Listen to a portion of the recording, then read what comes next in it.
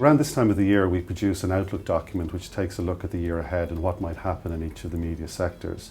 And what's very encouraging at the moment is that there is a return to confidence. I think everybody feels more confident in the economy. We've seen confidence figures from a consumer point of view at a 7-year high. We've seen business confidence improve for 5 consecutive quarters now.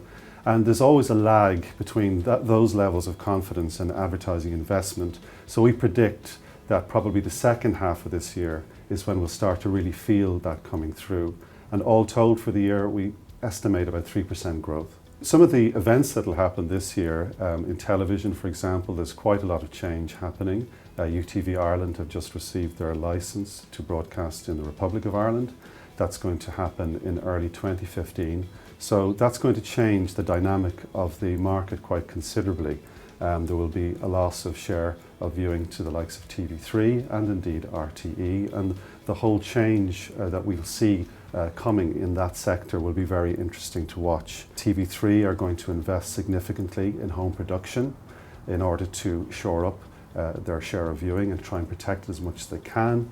UTV will have Coronation Street and Emmerdale, amongst other things. So that'll be a very interesting battle, if you like, to watch. And that'll only really affect things from 2015, but we're starting to think and plan for those events now. In terms of digital, we're seeing a lot of growth actually in the display sector of digital. There had been much faster growth heretofore in search than display, but display is starting to pick up in terms of it's reached a tipping point in relation to people using it and understanding how to use it properly. Mobile is very much being focused on now because traffic in terms of internet access is going that way. We have to learn how to actually communicate with people powerfully in those mobile platforms. In terms of outdoor, an interesting return to investment there. Outdoor was the hardest hit of all media during the recession, and people are starting to come back to build brands in that environment. It'll be wonderful to see more digital formats becoming available in the coming years. It'll be some time before investment levels will allow that to happen, but I think when looking 10 years from now, you should expect to see a considerable uplift in digital activity on the streets. Cinema is going through also a very interesting change because at this stage, all screens on this island are digital.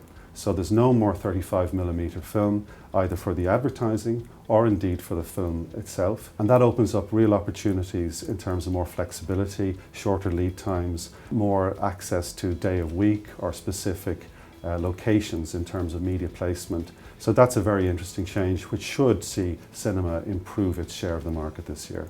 Looking at the national press sector, that's a very challenging sector of the marketplace, and obviously sales are slipping year on year, but it's still a very, very powerful medium. It's arguably Ireland's most influential medium in terms of the impact it has on other media content and also on society as a whole. And we'd like to see the national newspapers of Ireland as a body actually, start talking that up, because 5.5 million copies of newspapers are bought on this island every week.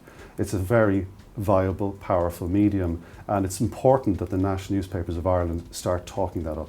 Last year we commissioned a report, and it found that for every €1 that's spent in advertising, it generates €5.7 on average in the Irish economy. That's a phenomenal multiplier effect.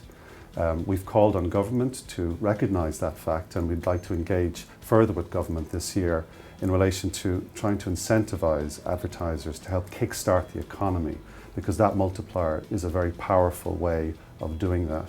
So I would like all of our clients actually just to remember the power that advertising has, not just directly on their own sales, but in terms of its impact on the wider economy. And I think if we all recognise that, we'll have a brighter future ahead.